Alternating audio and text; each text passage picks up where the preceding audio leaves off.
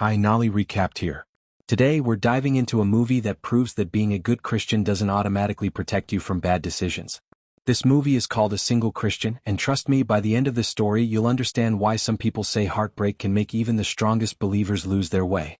So grab your popcorn, settle in, and let's get into it. The story follows Gabriella, better known as Gabby, a 34-year-old devoted Christian woman who works at a church daycare. I mean a very devoted Christian. She has been celibate for 7 years. 7 whole years. Gabby stayed committed to her faith and her values for 7 long years. She believes God has a perfect husband waiting for her somewhere. A godly man. A respectful man. A man who will love her, honor her, and build a Christ-centered home. Sounds beautiful, right? Well, there's just one small problem. Every time Gabby goes on a date and starts talking about faith, purity, marriage, and waiting until the right time, the men suddenly develop a mysterious illness called, "I'll call you later." And somehow they never call again. One date. Gone. Another date. Gone. Her best friend Hazel constantly tells her, "Gabby, you need to loosen up. You can't keep living in a bubble. Not every man is going to fit into your perfect Christian checklist." But Gabby refuses to compromise. She believes that if she waits long enough, God will send the right man. And for a moment, it actually looks like he did. Because one day she meets Marcus. And ladies and gentlemen, Marcus comes packaged exactly the way Gabby ordered him. Come. Respectful. Soft-spoken. Spiritually minded. The type of man that says, "God bless you," and somehow makes it sound romantic. For the first time in years, Gabby feels hopeful. Marcus listens carefully whenever she speaks. He compliments her values. He respects her boundaries. And most importantly, he doesn't pressure her. Unfortunately for Gabby, this is only the beginning. Marcus slowly earns her trust. But just when it seems like her love story is finally beginning, another man enters the picture. And this man is about to change everything. His name is Dominique, a software engineer. Confident. Intelligent. Charming. And unlike Marcus, Dominique doesn't just understand Gabby. He studies her. After discovering her through social media, he reaches out and begins building a connection with her. At first, everything feels natural. The conversations are effortless. The chemistry is undeniable. And before long, Gabby starts spending more and more time with him. Soon she's telling him things she's never told anyone else, including the fact that she's remained celibate for 7 years. Dominique reacts perfectly. Almost suspiciously perfectly. He says all the right things. Asks all the right questions.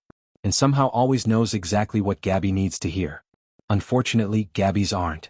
Because before she realizes what's happening, she's already falling in love. And one night, after hours of talking, laughing, and sharing their dreams, everything changes. What begins as a simple goodbye kiss quickly becomes something much more serious. And just like that, 7 years of discipline disappear faster than you could say Jack Robinson. The next morning, Gabby wakes up in Dominique's bed, feeling like she's finally found her future husband. And ladies and gentlemen, the woman who spent 7 years guarding her purity is smiling like she just won the spiritual lottery. She wakes up to breakfast in bed. Flowers. A sweet note. The whole package. At this point, Dominique is moving like a man who read every romance novel ever written. And for Gabby, this feels like confirmation. Surely this has to be God's plan. Later that day, Gabby decides to surprise Dominique by cooking for him.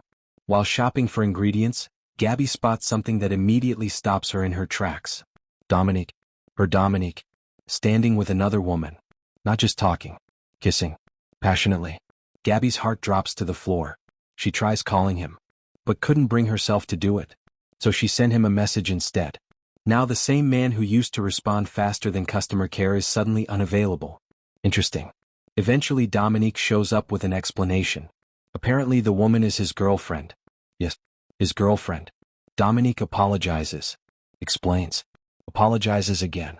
Explains some more. Worked. Because before you can say red flag, Gabby forgives him. One thing leads to another. Again. They ended up spending the night together. Gabby wakes up expecting clarity. Instead, she finds another note from Dominique. Says, "I can't do this anymore." That's it. Gabby is devastated. She calls him. No answer.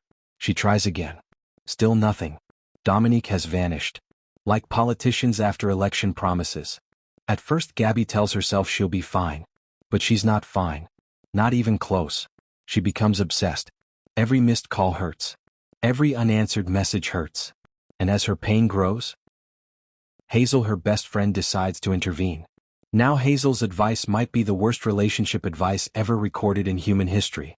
She tells Gabby, the best way to get over a man is to find another man. But Gabby listens. And suddenly the woman who spent 7 years avoiding temptation is now creating dating profiles, meeting strangers, talking to random men online, going from hikers to gamers to younger guys to practically anybody willing to give her attention. She still can't stop thinking about Dominique. And that's where things become truly disturbing. Because Gabby starts hearing strange noises in her home. At first it's small things. Footsteps, doors, unexplained sounds. Then she begins feeling watched. She starts believing someone is following her, watching her, stalking her. And in her mind, there's only one possible suspect: Dominique. The fear grows. The paranoia grows. And before long, Gabby becomes convinced that Dominique isn't just avoiding her. He's hunting her. She begins investigating his past. And what she discovers only makes things worse. Other women connected to him. One woman missing. Another reportedly dead. Now Gabby is convinced she has uncovered something terrifying. A serial predator hiding behind a charming smile. The truth is far more shocking. Because everything Gabby believes, everything she fears, everything she thinks she's discovered, is leading her toward a breakdown that will completely change her life. At this point, Gabby is barely holding herself together. She isn't sleeping properly. She isn't thinking clearly. And worst of all, she isn't telling the difference between fear and reality anymore. Everywhere she goes, she feels watched. Every unfamiliar face becomes suspicious. Every unexpected sound becomes a warning sign. The more she thinks about Dominique, soon, Gabby becomes convinced that he is stalking her. Not just emotionally, but also physically. At this point, Dominique is getting blamed for things he probably doesn't even know happened. Meanwhile, Hazel watches her friend's behavior become more alarming every day. The confident woman she once knew is disappearing. And in her place is someone consumed by paranoia. Someone trapped inside her own thoughts. Someone desperately searching for an enemy, even when there may not be one.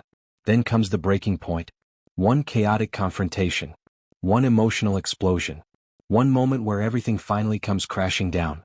And Gabby completely loses control. The fear, the heartbreak, the shame, the regret, the emotional aftermath of betrayal. The crushing disappointment of placing all her hopes in the wrong person. The guilt of compromising values she spent years protecting. The shame of realizing she ignored warning signs. And suddenly everything starts making sense. The noises, the paranoia, the obsession, the fear. It wasn't Dominique. It was her collapsing mental health. That realization hits harder than any plot twist in the entire movie. Because for the first time, Gabby understands that the battle was never outside. It was inside her all along. After reaching rock bottom, she finally begins the difficult process of healing. Slowly, painfully, one day at a time. She returns to church, returns to prayer, returns to the parts of herself she lost along the way. Not because life suddenly becomes perfect, but because she finally accepts what happened. And more importantly, she accepts responsibility for the choices she made. Eventually she shares her story publicly. To help others avoid the mistakes she made. She speaks about heartbreak, loneliness, emotional dependency, and the danger of believing that every person who enters your life was sent by God. Because sometimes, the scene then changes to where her friend Hazel was booking the church for her wedding when the pastor made an announcement. A familiar name suddenly appears. Gabby freezes. And then, there he is, Dominique. The same Dominique. The man she feared. The man she obsessed over. The man she blamed for almost everything. Standing confidently before her. But not as a criminal. Instead, he is introduced as Reverend Dominique Randall, a new parish pastor, and a married man. The silence that follows says everything. Gabby is stunned. Because in that moment, every assumption she made comes rushing back.